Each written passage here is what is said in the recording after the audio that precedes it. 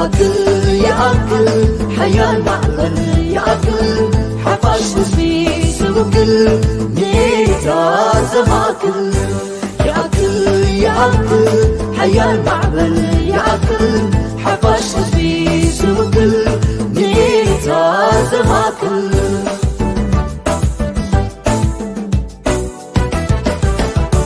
زلال من حق يأكل بمبار تدهيب من لنا بدرجة نوفا بحابات وني يأكل قلبه زلال من حق نحسن له زمان يأكل حياة المعبل يأكل حفاش في سوكل بنيترا زماكل يأكل حياة المعبل يأكل حفاش في سوكل بنيترا زماكل يأكل معبل يتوفر كم بنتيحار متذكالا نبس بمكس خاص يأكل بهزبي سبب ألافا حقيف كل محال يأكل حياة المعبل يأكل حفاش في سوكل Okay. Thank you. Thank you, everyone. Thank you, Global Yaakov. Thank you, Baita Yaakov USA. And this is going to be a great show. I'd like to introduce my guest, Ahmed Yosef Mohammed. He's the president of the Eritrean Afro National Congress. And I'm Jonas Waldu with Baita Yaakov USA Diplomacy Department. And we're going to have a great discussion. We're going to talk about Eritrean Afar history and current conditions. We're also going to talk about Eritrean solidarity as a whole. And we're also going to discuss about post-PFDJ governance. And so with that, I'd like Ahmed to go into the topic at hand. He's going to do a nice presentation. And then I'm going to follow up with questions and so forth. And if we have any comments from the audience, we'll ask questions and so forth. So thank you again for everyone for joining, and let's get it started. Go ahead, Ahmed, with a brief introduction and then into your presentation. Thank you. Thank you, Brother Jonas. Thank you, everyone. Thanks for the invitation. I'm honored to have this discussion with you, Jonas, as a very good friend, as well as a colleague in resistance movement. This is I think we since last time we had this conversation, I think it's about time that we had this to update our followers and those who may not know much about the Afar people in Eritrea. So with that, I'd like to start with the slides. I just wanted to briefly, every time I do these kind of interviews, I like to give a brief history about Afar people, as well as the struggle, what made the Afar people as we know it today, what is our grievances, what is our sacrifices during the colonial times, as well as the liberation times, and our current situation and the way forward after we remove this tyrannical system from our midst, the PFDJ system, then what is our future would look like. So I wanted to start with this slide so that people know what is our plight. And this is our brief history. The second slide shows the brief history of our existence in the area that is known as the Afar Triangle. If you can see the map on the side, on the circle says the Afar country.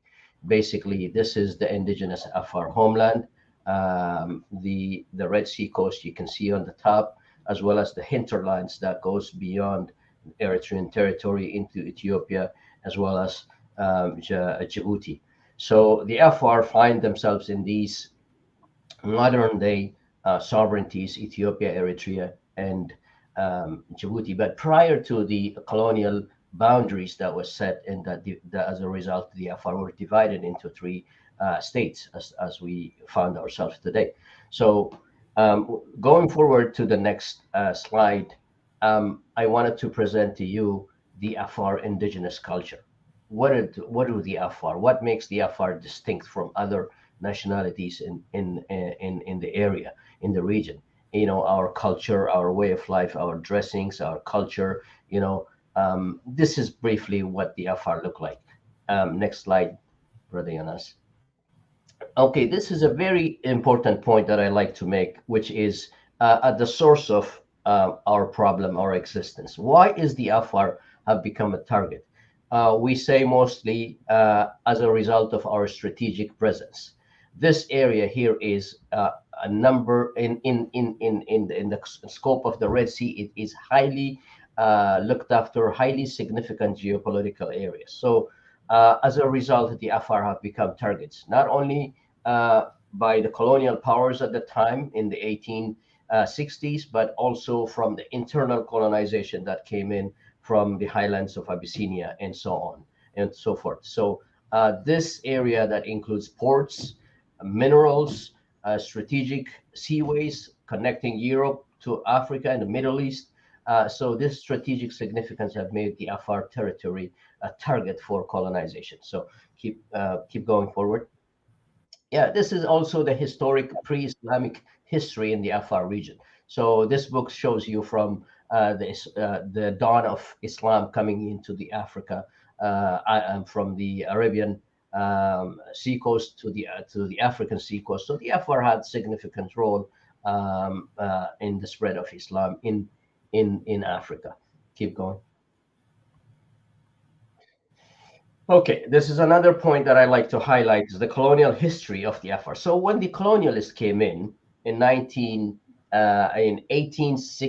1865 and 69, around that time, there was not only the Italians that came into the Afar shore, but also the French. So the Afar put up resistance and in some way had agreements. So in this picture, you will see the Afar warriors, very outdated weaponry versus the Italians with highly mechanized, highly modern warfare. So, for instance, the resistance part, if we want to talk about the Afar resistance, you can always dig into what the Sultan of Bidu at the time, Sultan Yassin Haisama, who was ruler of his people, he put up a resistance against the Italians for over 35 years.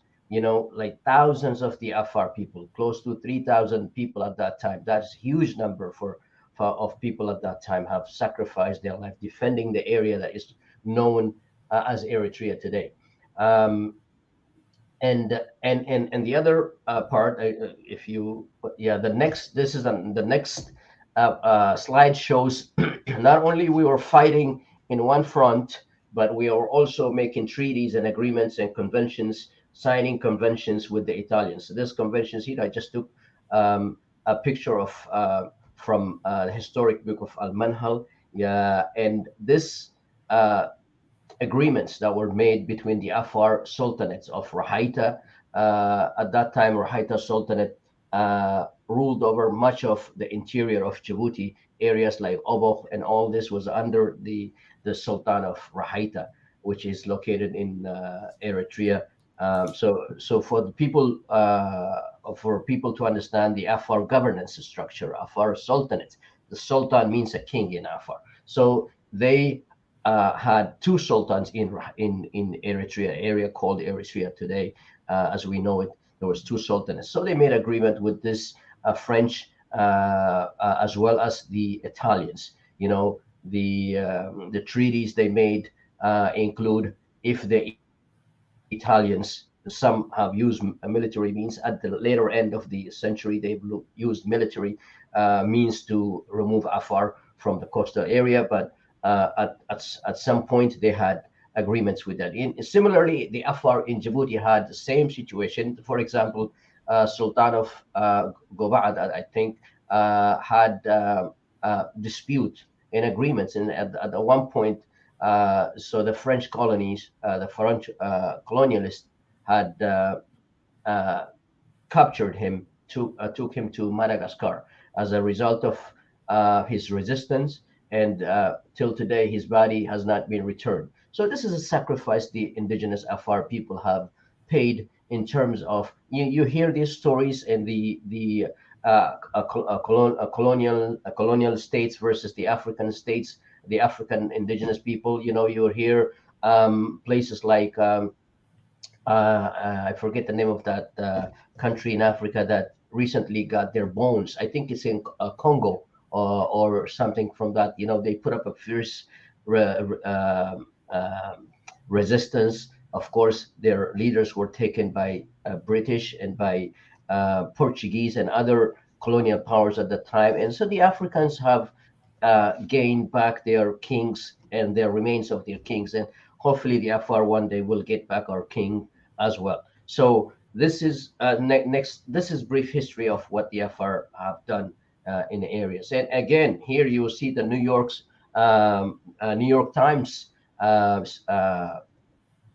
newspaper, published November 4, 1935, talking about the Afar putting up, harassing the Italian infantry right in the middle there during this time.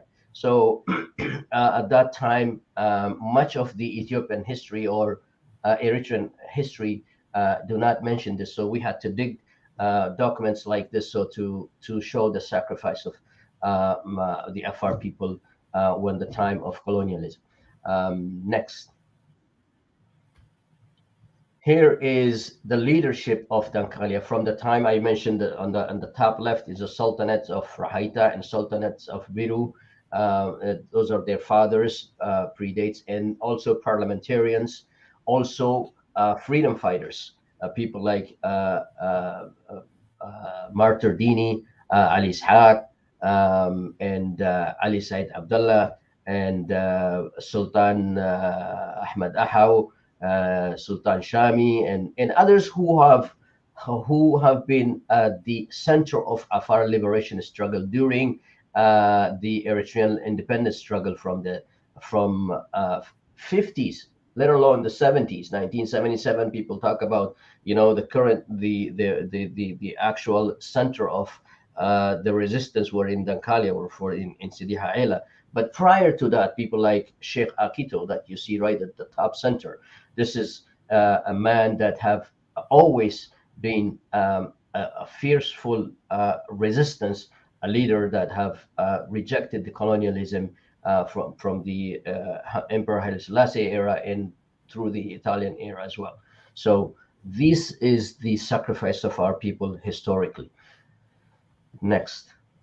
Okay, here we go. Now, this is pretty much where we stand today.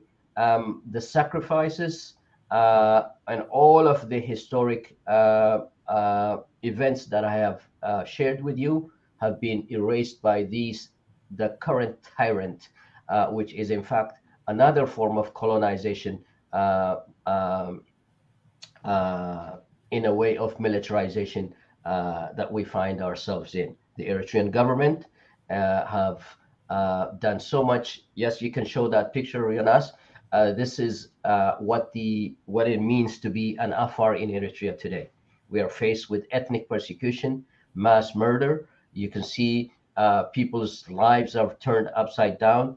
The historic, you can go through the next slides. So it's pretty much, I think, the fourth slide, 4 or 5 slides talk about the abuses of what the Afar what do you call ethnic persecution and colonization of our land. So for instance, this picture shows the mass displacements of our people on the left. These are close to 200,000 Afar people have fled Eritrea. They find themselves in as refugees in Ethiopia, in Djibouti, in Yemen, and elsewhere in the region. You can see the cultural assimilation and land grabbing, the illegal evictions, the land laws that are racist, the land laws that displace and take away the rights of our indigenous people. You can see the picture, the decommissioned fishermen's boats. So all of these is to say that the economic structure of our people systematically been destroyed. And as I was sharing with my colleagues, the Afar do not have in Dankalia do not have farmland. Our farmland is a sea. So they taken away our farmland as a result of violent restriction and killing of our fishermen as they fish. The illegal land grab, expropriation of our lands that I'm showing here is as a result of the agreement between the Eritrean state and the United Arab Emirates. Obviously, Eritrea is not only selling Afar resources and Eritrean resources, Eritrean people's resources, not to only to United Arab Emirates, but to companies, multinational corporations like Potash mining corporations of Australia, even the Russians. And you can see here, Abiy and Isaias are signing agreements. At that time, there was talk of the ASAP being opened up, the ASAP port. This is an area that has containing almost 1 billion tons of potash. This is an area you can see that two employees of the corporation are standing on our graves there. So to clear the way, they have cleared our mass graves, that they have cleared all the indigenous sanctuaries that are culturally sensitive. They do not care about cultural sensitivity. They do not care about customary laws. They do not care about Afar sacrifice. As long as they stay in power using Afar resources, they're fine with what they do. And this is what we need the world to know. Next slide. Okay, so we are here now, Brother Jonas. I think some of the my things were put together late, so they are not in informally. But I just wanted to highlight what it means when I say one people, one heart. This has been the motto of the PFDJ. In a way, to many people think, oh, this is bringing us our unity as one people of Eritrea. Nobody dispute that we are one people, but we are also multitude, diversity, culture, identity, languages, and so our mosaic, our cultural mosaic, is need to be acknowledged when we say one people, one heart.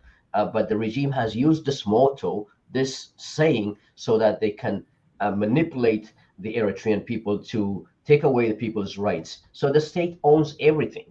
Like I said, all the historic grievances, all the historic sacrifices that the Afar people put up against the colonialists, dying for all the land and the history and their people, all of this has been taken away.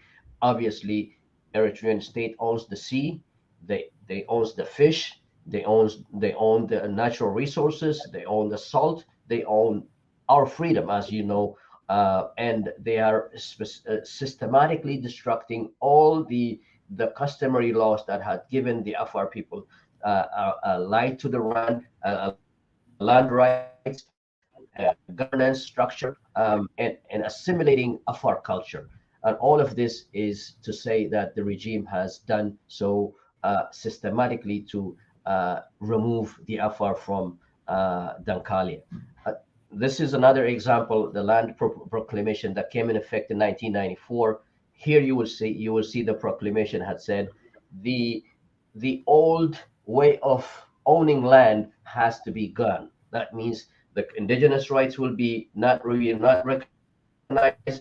The Afar right, the land will not be recognized. Who owns the land now? The state. The state. Who is the state? The tyrannical system of PFDJ. So they have systematically put in place the laws that think the Eritrean people have a laws. So these lands, many of us talk about 1997 constitution. Why we oppose 1997 constitution? 1997 Constitution uh, contains this historic marginalization and historic um, um, uh, uh, taking away of other people's rights of Eritrean people to own their land and their resources. So this proclamation, of course, if you show the next slide, we will talk about what it means, what this has meant to the Afar people. Like I said, all of these natural resources, all of these borders are shut, natural resources are taken away. The Afar people used to own the salt mining, indigenous salt mining industry, and that has been destroyed. As a result, if you show the next slide, Jonas, as a result of all this, the Afar are now the most impoverished communities in Eritrea. Many people don't understand. With such immense amount of access to the sea, to the fish, to the all of the things that the Afar people possess, they remain one of the most impoverished communities. Number one, the land, the animals, the fisheries, the all in the border interaction they had between Djibouti, for instance, between Ethiopia, between Yemen and Saudi Arabia. All of this has been cut off. So basically, they are dying in an open prison with all of that, making the Afar look at the life expectancy. Even compared to some part of Eritrea, the Afar have the lowest life expectancy rate. So as a result of this tyrannical system, we are the most impoverished community in Eritrea. We have made world community know our case. The ENC had mandated two prominent lawyers, and we have taken our case to the United Nations. This is, in fact, as a result of our claims, as a result of our complaints, United Nations have come back and acknowledged the crimes against humanity, against the Afar, the way of indigenous lives have been destroyed, and that is the testament to our hard work. Like many of our brothers are helping us on that, and we will continue to show the world that Eritrea is in fact nothing less than a new colonial power. And the next slide here that you're showing me is a way forward. How do we move out of this misery, Jonas? And the way to do that is, of course, ENC is the leading force for the Afar self-determination, internal self-determination, by the way. Okay, when we talk about self-determination, many of our Eritrean brothers and sisters think, aha, here we go, the Afar is about to secede from Eritrea. That's not what we're saying. What we're saying is the constitutional model that's going to glue Eritreans and our sovereignty, our people together, has to be multinational constitution, not the 1997 constitution that take away the rights of our people to governance, to our lands, to our waters, to our fish, to our salt, to our culture. This is why we are putting forward a model that can hold all of our Eritrean brothers and sisters, that protects our sovereignty. Not like right now we have a central model, and since Eritrea become independent, we have not had a sovereignty.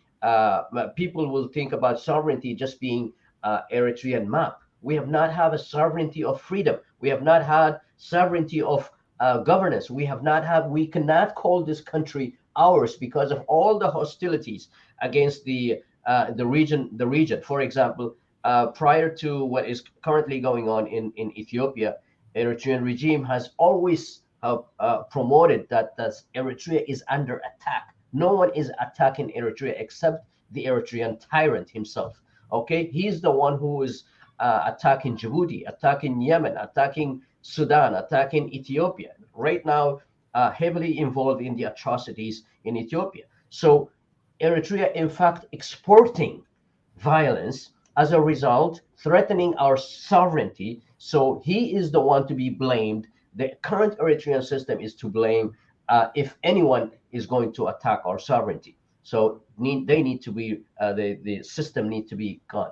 Okay, so this is a way forward that we propose to groups like Yaakl and other democratic opposition groups that want to work with the Afar Afar. Okay, why do the Afar want self-determination? When we say self-determination, we are talking about, of course, the internal autonomy. The Afar want to control Dankalia's governance. They want to have the say on how our resources are shared.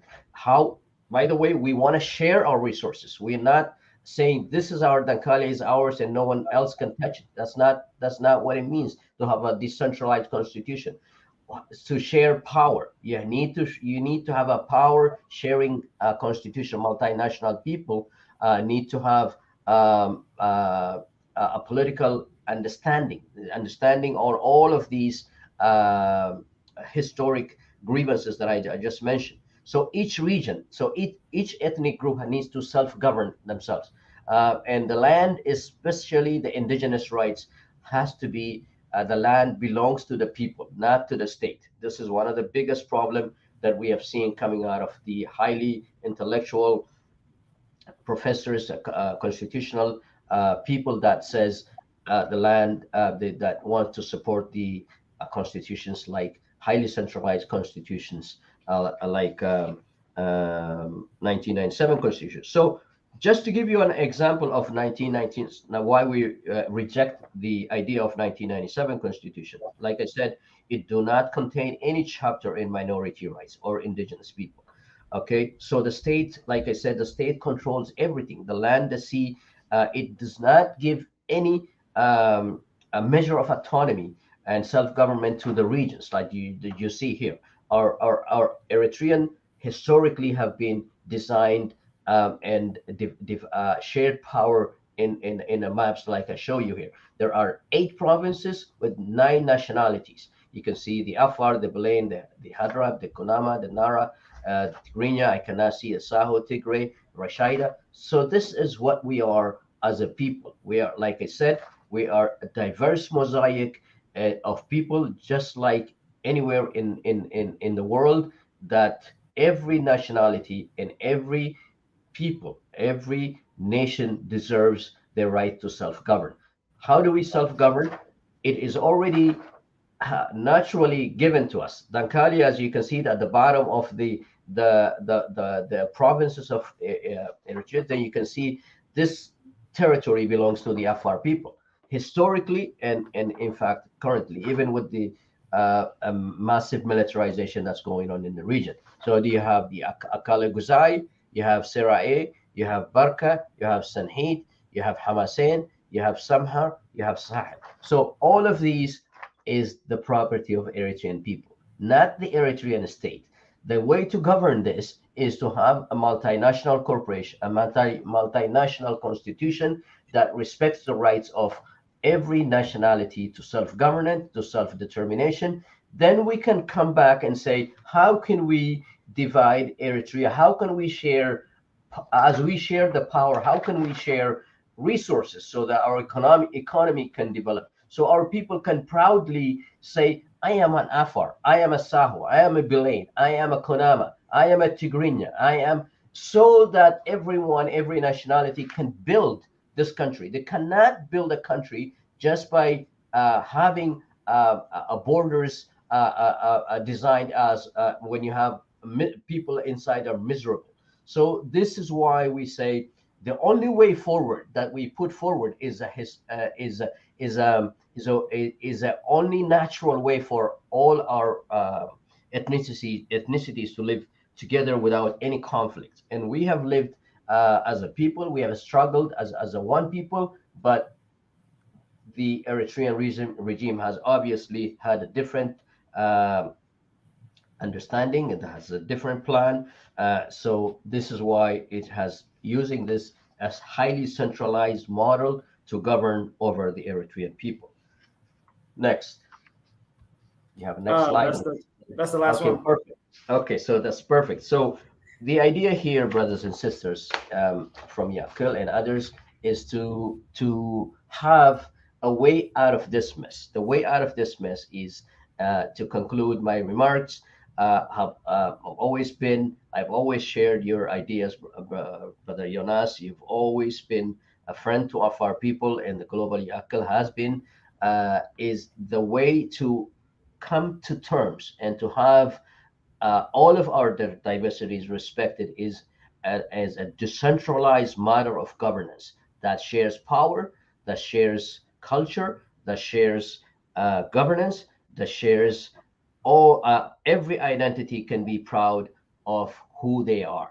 And this is a way that developed democracies like Canada, United States, the Switzerland, the Belgiums, all of these have India, and to some extent in Ethiopia. All of this is to show that people will resist as long as they remain subjugated, as long as they remain marginalized, as long as they remain their rights are not reserved or protected. So I leave it at that. Thank you very much for this opportunity to join you, Brother Jonas. Thank you. Oh man, thank you, Brother Ahmed. That was amazing presentation. It was very enlightening to people, and at the same time, it was important to understand. I just wanted to say this publicly. I wanted to recognize the grievances among the Afar people, among all the Eritrean people. This significantly is I do personally believe indigenous rights is one of the key points of protecting our solidarity with Eritrea. So with all Eritreans. So what I'm going to ask you, Ahmed, is I'm going to ask you questions. You pretty much answered a lot of the questions that I'm going to ask you, but I'm just going to have you expand on a couple of things that I know some people are saying in the back of their mind. Re-emphasize the question about self-determination versus separating from Eritrea as a whole. Explain what self-determination means, and then explain why people fear of Eritrea breaking apart. Yeah. In a nutshell, the self-determination of the Afar, when we speak about self-determination, we are talking about the internal self-determination. People need to have to separate these two.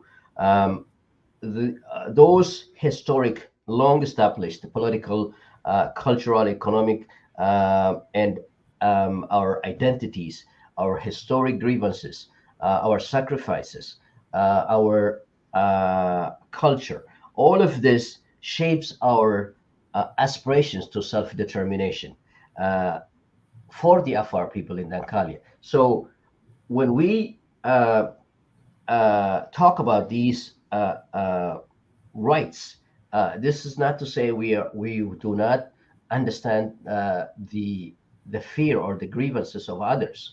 What we're saying is the Afar as a nation. By the way, the Afar are a nation, not just a simple ethnicity. The Afar are a nation that was divided through colonial powers into three sovereignties.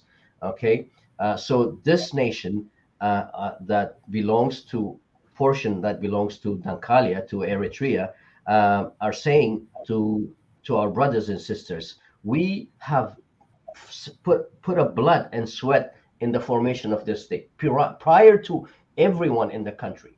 Look at the historic documents I was showing you, that when the colonials were first arrived, no one helped the Afar. The Afar put up resistance, and they paid the price more than anyone in this place, in this territory. So the historic grievances that I'm talking about, we cannot simply talk about these issues without looking way out of this problem. So the way to look out of this problem is to recognize the Afar as indigenous people, and to recognize our way of governance, our historic governance, not like what the regime is doing, that the land belongs to the state. Now that we are in power, forget about the Afar, forget about the Kunamas, forget about whoever lived there prior to independence. We are not the new chief in town now, that we are going to tell you how you live and how you govern yourself, and how you what your aspirations and dreams will be.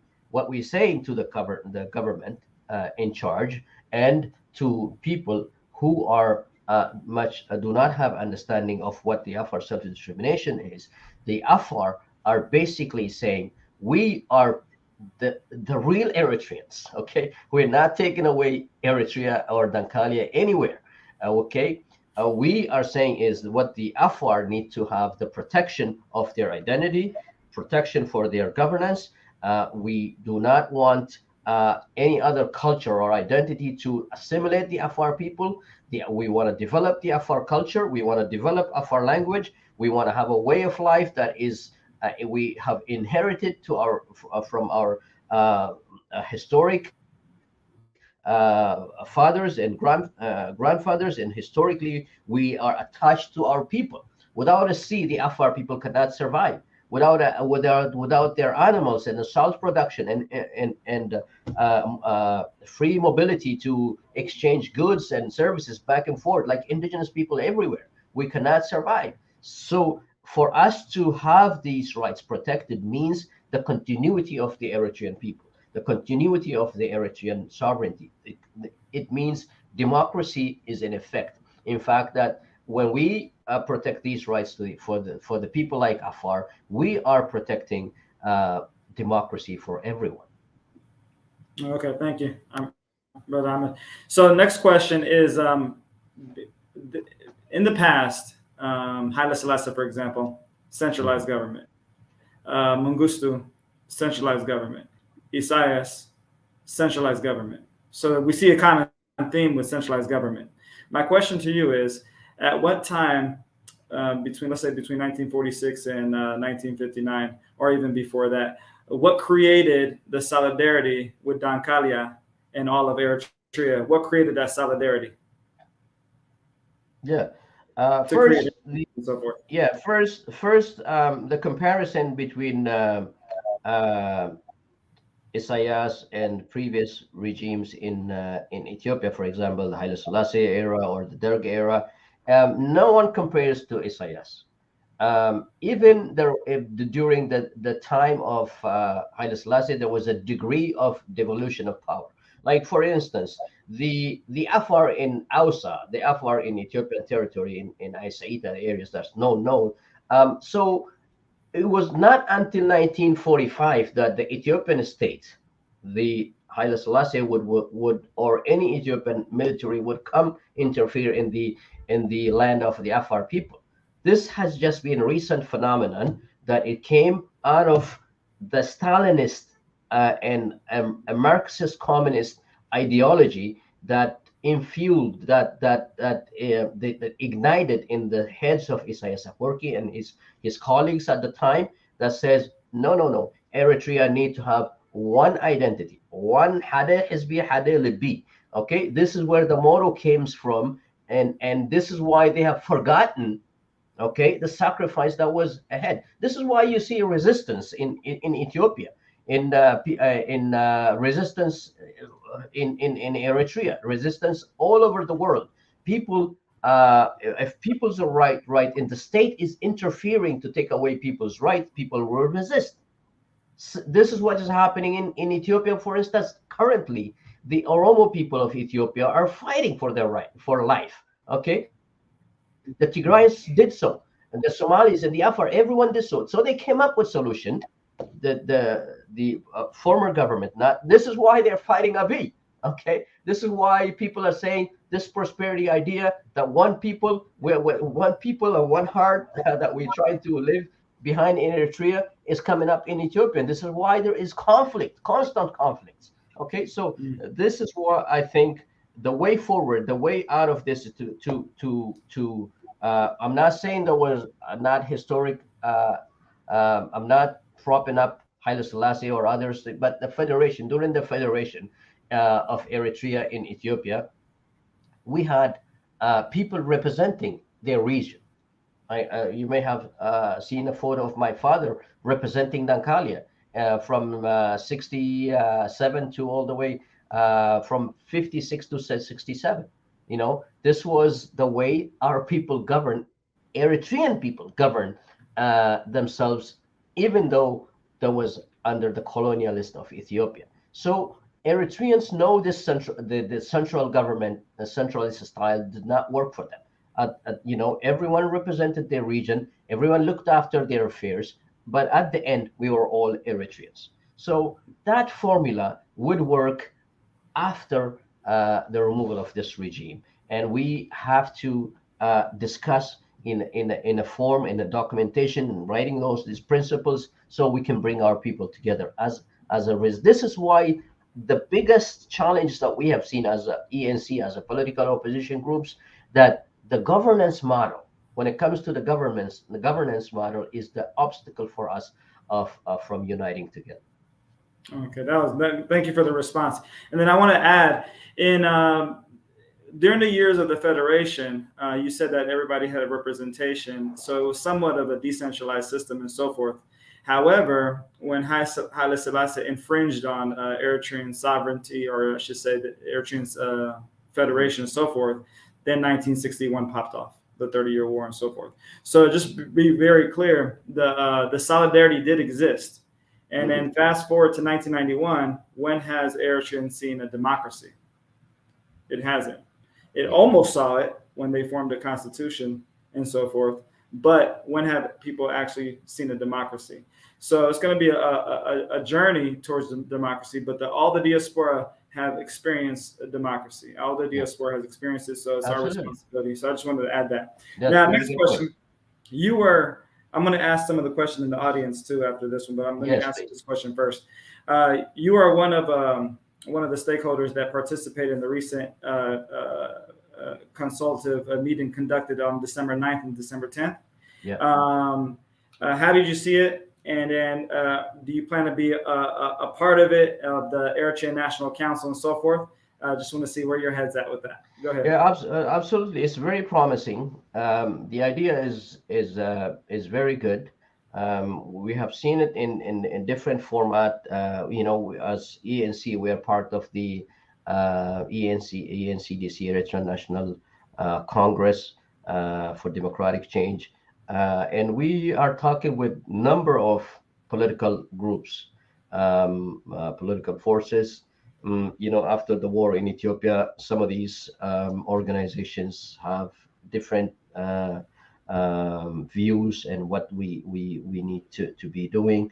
But the unity structure that is proposed by Global Yaakl is very promising.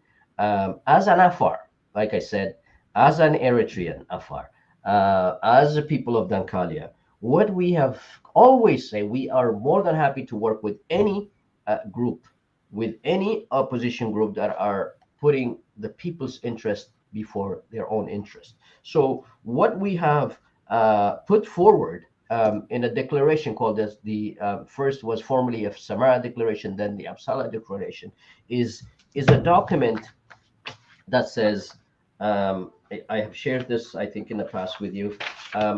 This document here talks about what I just explained. Okay, rule of law, democracy, equality of each nationality. That each nationality should exercise the right to self-government and self-determination. The Afar and other nationalities need to control their way of life, the culture, the land and the sea, the fisheries, and all of this. The rights of freedom of religion, conscience, political opinion needs to be respected and guaranteed. The rights of indigenous people need to be guaranteed. All of this makes our this is a very short document that we are willing to work with, as long as our rights are not taken away, and in a way that people are saying, forget about our governance structure. That's too early. Let's remove the dictatorship first. We say that has been the problem in the past. Okay, we cannot simply remove the government now, but we cannot wait and see approach to our policies and our governance, our structure. So this has to be even though it's in a draft format, even agreements can come in, the draft constitutional models can work today. As exiled people, like most of our people who are a vast majority of diaspora Eritreans, have a stake in the formation of the transition to democracy. So they cannot simply wait until the dictatorship is dead.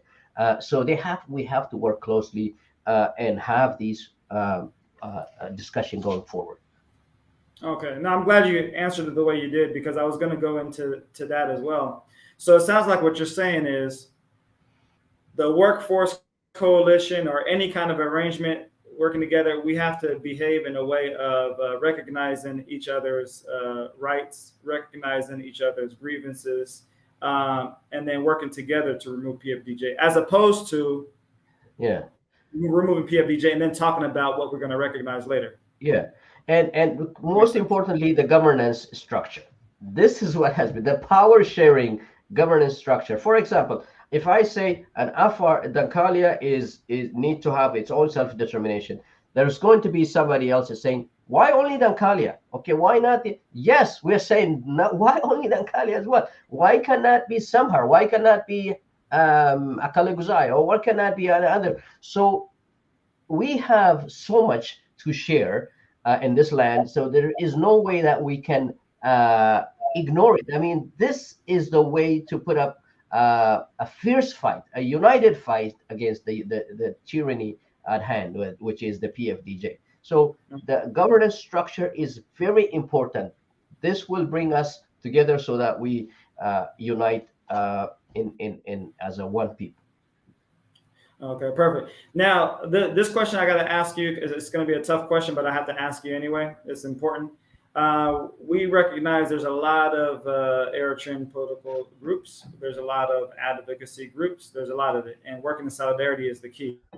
Yeah. So we also know that there's another Eritrean Afar group, Rosado, and we want to make sure we're all on the same page in solidarity. So Yeah. give us some insight on what you feel about them and how you work with them, and then also give us insight on your Yeah. clarification on you believe in the sovereignty and integrity of Eritrea and so forth. I know you explained it, but you can go into it more. Mhm. Go ahead. Yeah, about this organization, this is it is a thorn in our side, as they say, the black sheep of the family. Okay, this organization has caused more damage to our people in terms of the FR people, and I have you've seen me come very hard against them, and I still have those feelings against them. That is because. As Eritrean, we talk as an Afar. Like I said, colonialism has divided the Afar, but we are not here to remove colonial maps or to restore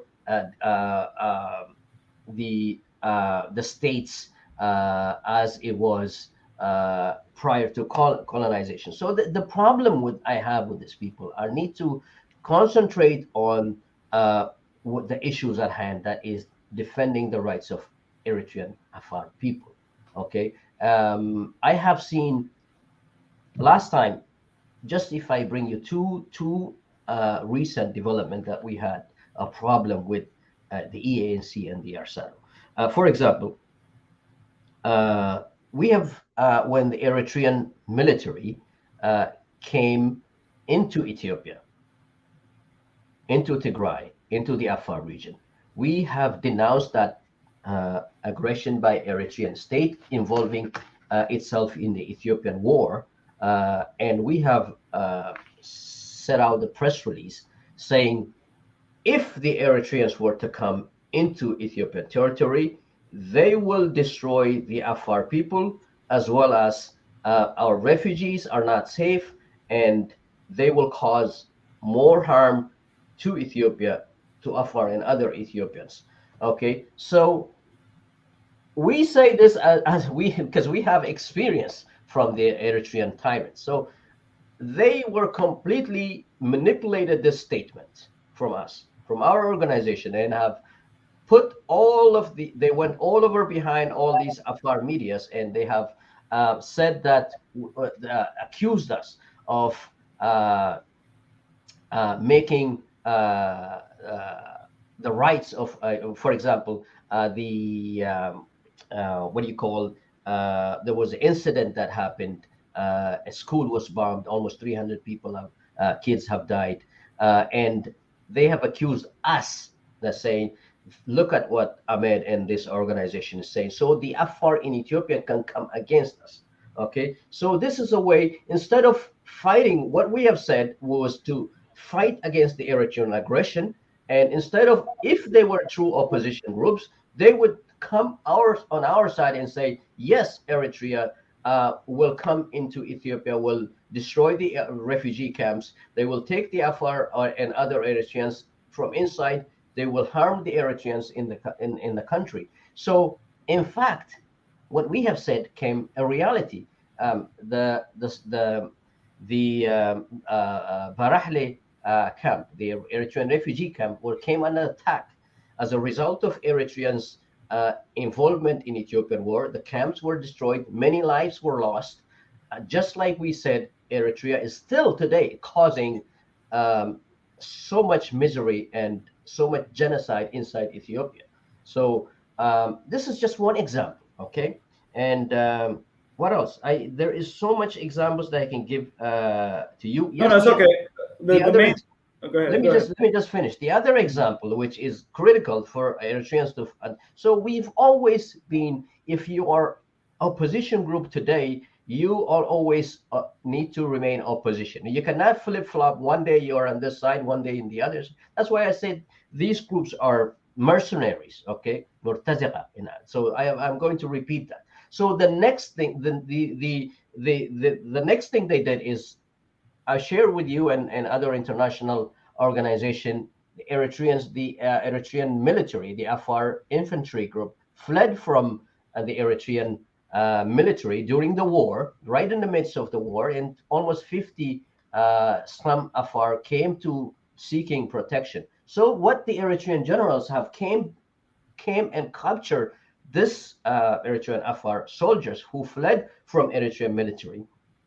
And we were the first to denounce this and to highlight this to the international community. So again, this group, the Arsado group, have said they were defending the Eritrean government. They're saying, first of all, Eritrean generals, including Hamad Karikari, did not cross the Afar border inside Ethiopia, and they did not kidnap.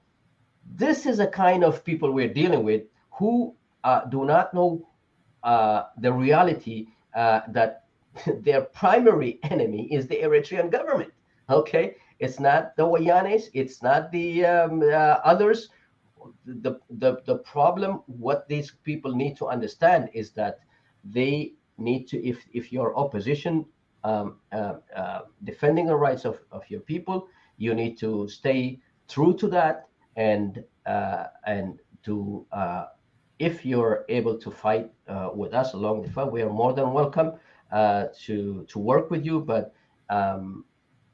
this is a kind of nature that is our people who are accusing us of self-determination and seceding from Eritrea. This is as a result of this kind of behavior. Gotcha. So thank you, Ahmed, for answering that question. And I'm going to go to the audience now. And I just wanted to add, I mean, in advocacy, we experienced, and I witnessed that people are wishy-washy sometimes. And then the biggest thing that separates HEGDEF and non-HEGDEF is going to be integrity.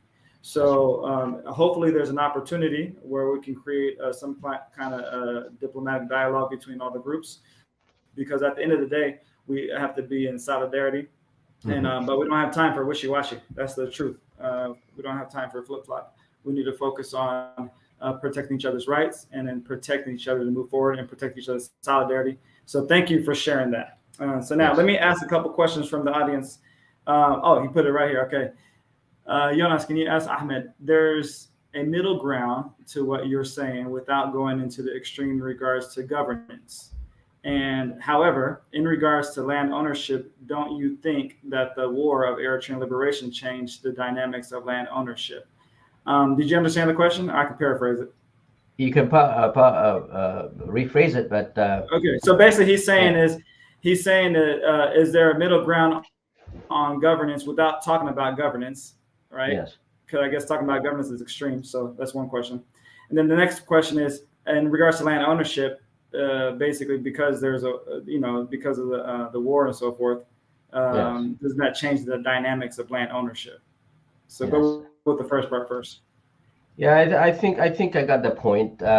Because of the sacrifices that was made by many Eritreans. Like I just said, I think the brother is probably alluding to, okay, so I have died for this land. Okay, I have my blood and sweat is in Dankalia. Okay, now you're claiming to have a governance structure only for Dankalia or to control the land or resources of Dankalia. Okay, so I think I've heard this before from others, and my quick answer is everyone respects when we came together as a liberation fighters against the Ethiopian state at that time. Uh, every Eritrean paid sacrifice, and all of these sacrifices that were made need to be understood. We also need to understand prior to independence of Eritrea, the FR have paid the ultimate price of defending for over 35, 60 years. We have fought the colonialists alone. So this is to say there has not been understanding from Eritreans that there will only be one way of a liberation struggle. So we need to include the past history of a liberation struggle, a colonialist struggle, in fact. Okay, so to come back to the point, what we're saying is we are not saying the governance of what all we say is that Dankalia belongs to the FR people, and the people who govern themselves needs to be the FR. It cannot be someone from outside who do not understand the culture, the language, the way of life, the history of the FR people. So in order for us as a nation, as a people, to protect our culture and all of our rights, we need to be governing ourselves. And these rights are not taking away any rights from other people. In fact, from the brother who posed the question, you will still have a right to own something. You have a right to live in Dankalia as Eritrean. You know, uh, just look at the examples. But the governance model that we're putting forward will protect the rights of people, not as individuals, but as a group. So this is where people are mixing up the group rights versus the individual rights. Individual rights will always be respected in the Constitution. You know, freedom of movement, freedom of ownership, freedom of involving in elections, and so all of this will be guaranteed in Constitution.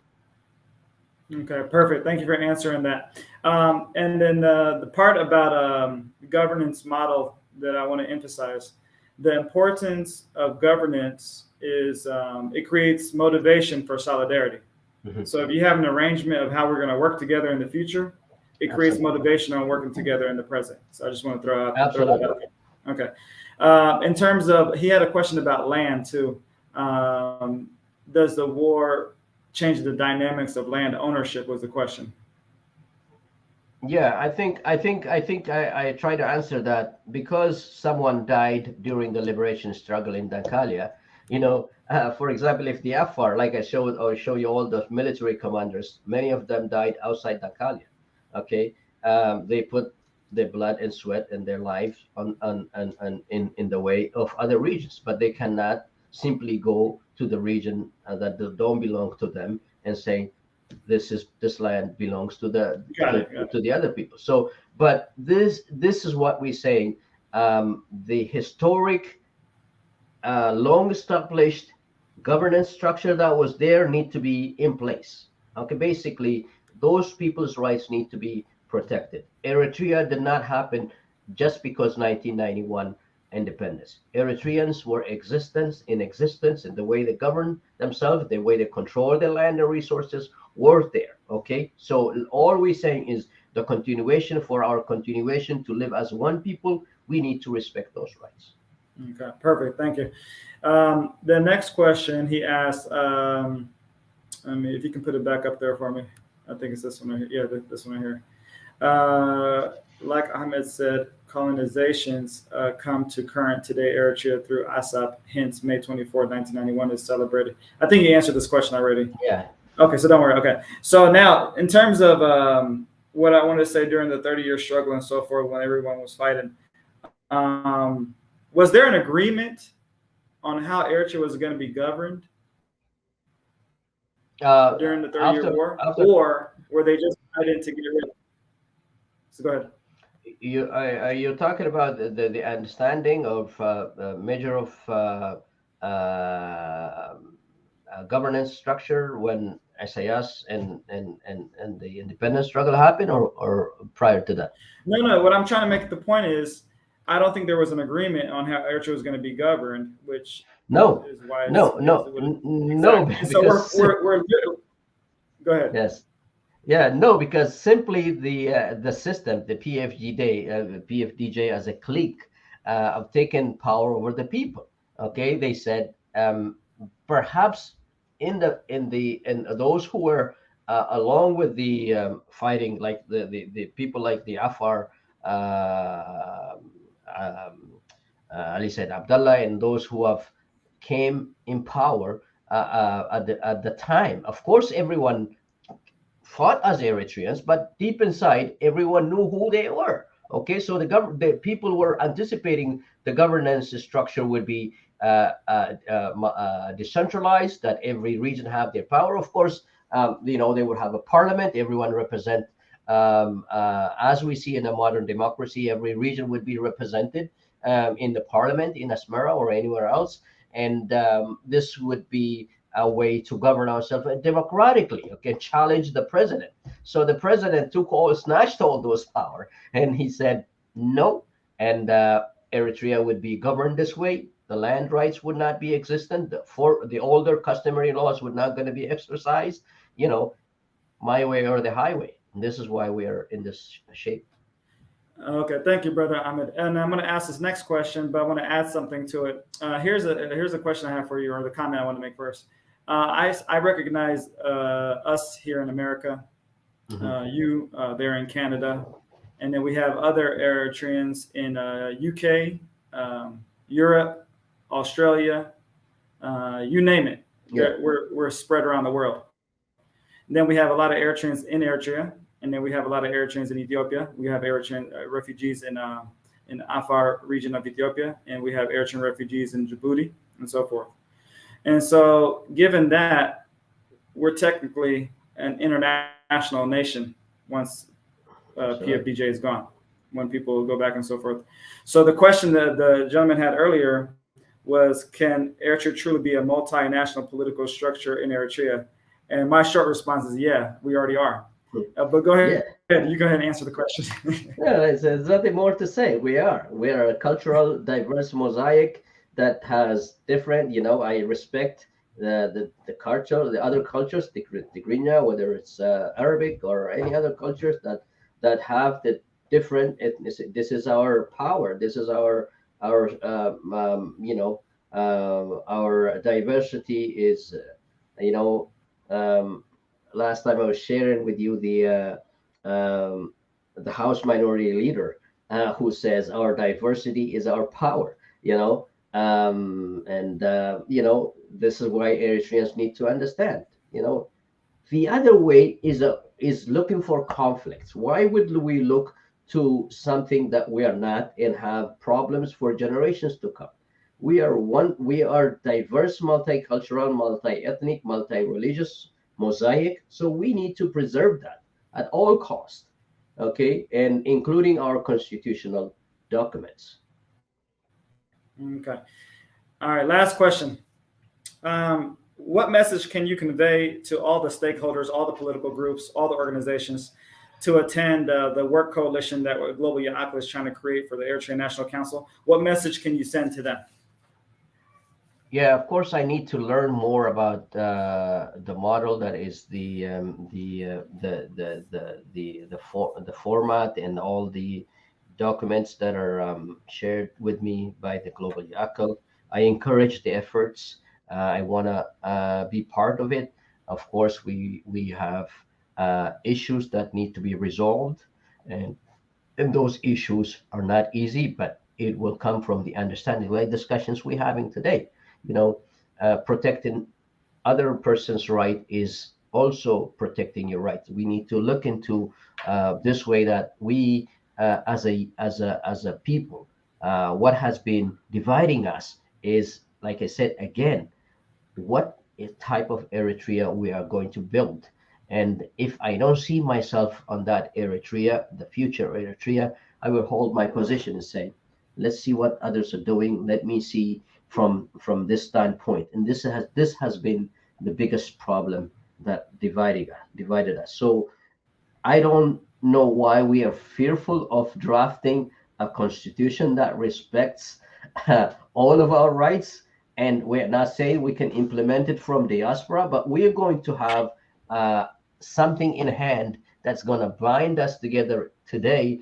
And we're going to have something in hand that will implement with the people's votes inside the country once we remove this tyrannical system. So our views are just like I shared with you. We are a democratic nation. We want all. We are not just only of our issue people. So what we want the what is good for us, for all of our brothers and sisters in Eritrea. So my message would be, open your hearts and open your minds so that we can come closer to each other, and let's not be defensive of people's rights, especially the indigenous rights, minority rights, and rights for the people to protect their culture and identity, and have means to support their economic way of life.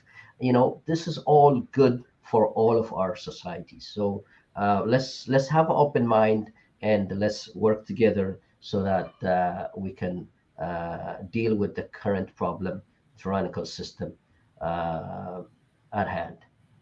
Wow. Thank you, Brother Ahmed. And thank you, everyone, for listening. This was it was an honor to be able to host and ask questions to Brother Ahmed and from a couple of people from the audience. I hope it was very inspiring. The biggest point that I got from here is Eritrean Afar has a rich history. Eritrea has a rich history, and all the grievances is real. All the grievances happen. And that's just something that we all have to collectively recognize together. And then by doing that, by recognizing, that's one step in the right direction. Then the second part is solidarity. And the way to get solidarity is it has to be a motivation piece. It has to be an agreement on how we're going to govern each other. That's going to be a key point of solidarity. And then also the behavior, the workforce, working together collectively. Global Yaakal is pushing a workforce coalition, and it's logical. It makes sense. And so now all the organizations need to get together and work together in diplomacy, in media, in mobilization to move forward. And then lastly, if we're in solidarity and so forth, post PFDJ will be a smoother transition because we're in solidarity. Because it's inevitable, PFDJ will be defeated. PFDJ is being defeated. They're always hiding, and they're always doing money laundering and so forth. And so that's the reality of the situation. So we have to focus on working together to protect each other's rights. And that includes indigenous rights, and that includes human rights. And by doing that, by having those two components working together, you're protecting the sovereignty of Eritrea. And then you also have to recognize Eritrea, a lot of Eritreans in Eritrea who don't know what you know. And there's a lot of things that we don't know what they know. And so there is a gap. There's an inevitable gap. So because of that gap, we have to have the people in the middle, the liaisons, the people who recently came. We have to listen to them. They're the one who know what's going on right now as we speak. Then the second thing is, or the final point is, we're 4 generations of Eritreans globally. And so therefore, we're all dual citizens of another country. So with that, we have to use all our resources to collectively work together to protect the rights of indigenous rights and human rights. It always stems down to that. So I just wanted to say thank you for listening, Brother Ahmed. We're going to continue working together, and we're going to continue inspiring other organizations to keep working together. So I appreciate you. Thank you, and everyone have a wonderful weekend. Thank you, Brother Jonas, and thank you to all brothers behind the scene, the Global Yaakal movement, and I really appreciate this opportunity to speak with your audience. يعقل حياة معقل يعقل حفاش نسبي سوكل ميتا زماكل يعقل حياة معقل يعقل حفاش نسبي سوكل ميتا زماكل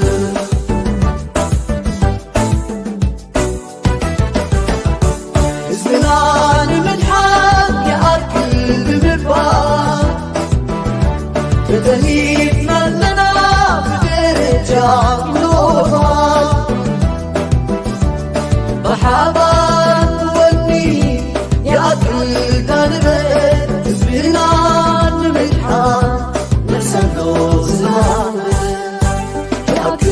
يأكل حيا المعبل يأكل حفش في سوكل بنيرترا زماكل يأكل حيا المعبل يأكل حفش في سوكل بنيرترا زماكل يأكل معبل يتوفر كم نبيل انتحار نتذكالا نبس بمكس الخاص يأكل بهزبي سبب ألافات حقيف كل محال بخير يأكل حيا المعبل يأكل حفش في سوكل